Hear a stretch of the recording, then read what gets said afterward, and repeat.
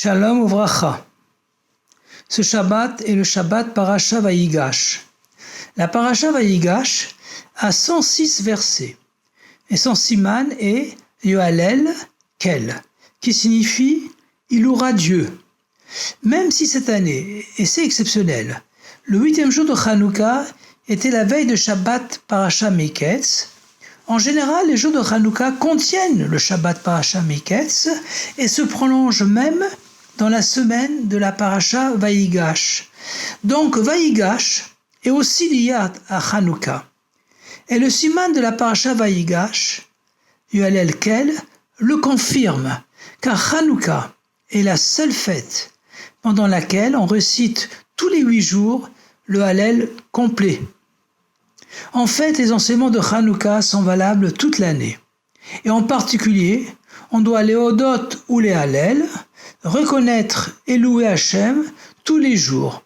C'est pourquoi d'ailleurs on récite chaque matin les psuké de Zimra, les versets de louange, dans la prière de Shacharit.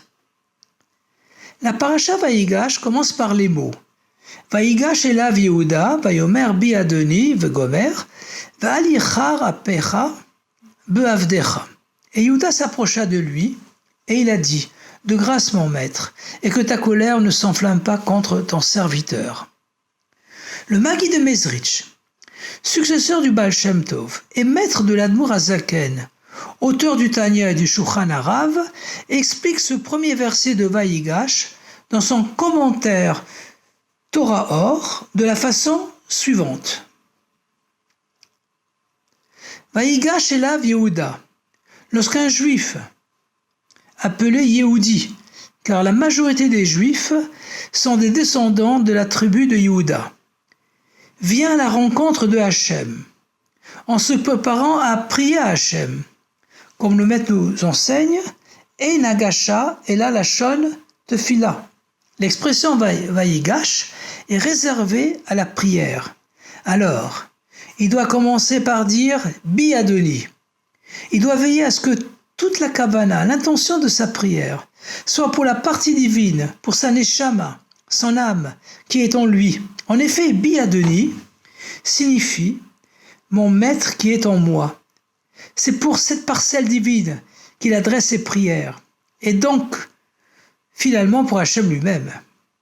C'est le sens profond aussi de la Mishnah de Brachot, chapitre 5, première Mishnah, Ein omdim leitpalel, ela mitoch koved rosh. Littéralement, on ne récite pas l'Amida sans honorer la tête, Reisha dechol reishin, c'est-à-dire son âme. Car même lorsqu'on demande à Hachem de nous accorder nos besoins matériels, c'est pour les utiliser afin qu'il ne manque rien à notre âme, à notre tête. Alors sa prière sera certainement agréée, car le Satan ne pourra pas l'accuser de ne pas être méritant.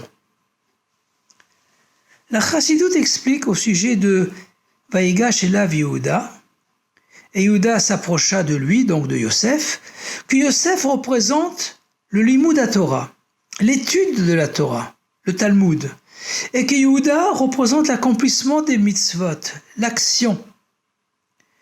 Donc, dans un premier temps, pendant la galoute, l'exil, c'est Yosef qui règne sur Yehuda. L'étude domine l'action. Pas parce que l'action est secondaire, mais car nos maîtres ont conclu, en suivant l'avis de Rabbi Akiba, dans le traité Kiddushin 40b, Gadol Talmud, Shemevi Lede Maaseh.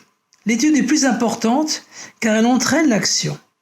En effet, non seulement l'étude de la Torah nous montre comment on doit accomplir les mitzvot, mais l'étude nous encourage et nous pousse à accomplir les mitzvot. En plus, l'étude de la Torah, le Talmud, est elle-même une mitzvah positive. Par contre, en fin d'exil, avec le dévoilement du Mashiach, c'est la situation contraire. C'est Yehuda qui règne sur Yosef et sur tout Israël. C'est l'action et même le matériel, le gashmiyut, qui règne sur l'étude, car alors se dévoile son essence. On retrouve ceci dans l'Haftara de Vayigash, Yecheskel, chapitre 37, verset 15 jusqu'à la fin, où Hachem demande au prophète Yecheskel d'inscrire sur 2 morceaux de bois, respectivement, pour Yehuda et pour Yosef, et de les unir pour qu'ils deviennent un, en précisant toutefois que le bâton de Yehuda sera au-dessus de celui de Yosef. Cette prophétie annonce la fin du manque d'harmonie entre Yosef et Yehuda, et plus tard la fin du schisme des 2 royaumes, de Yehuda et de Binyamin, et d'Éphraïm et des 10 tribus d'Israël, qui a eu lieu après la mort de Shlomo HaMelech, du roi Salomon. Dans cette prophétie, Hachem annonce que Ve'avdi David Melech Alehem, que David, mon serviteur, sera roi sur eux, que la royauté sur tout le peuple d'Israël, et en particulier celle du Mashiach, appartient à la descendance du roi David qui descend de Yehuda.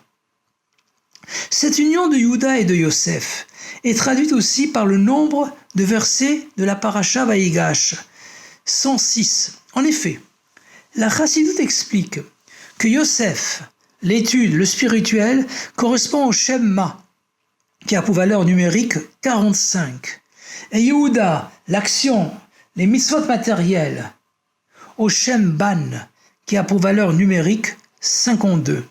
Or, 45 plus 52 égale 97, et si on ajoute les 4 lettres du nom Yosef et les 5 lettres du nom Yehuda, on obtient le nombre 106.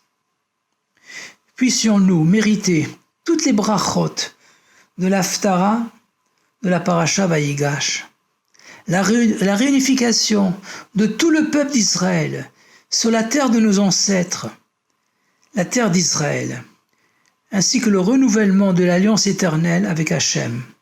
Hachem nous multipliera et nous donnera le 3e temple pour l'éternité.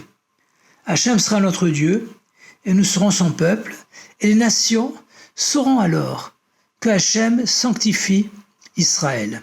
Alors se réalisera David Avdi Nassi Lahem Leolam.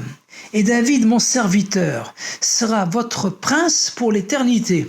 Avec le dévoilement du Rabbi Melech HaMashiach Miad Mamash, Yechi Adoneinu Moreinu V'Rabbeinu Melech HaMashiach Leolam Vaed, Shabbat Shalom, Akut Shabbos, et à bientôt dans le 3e Beit HaMikdash.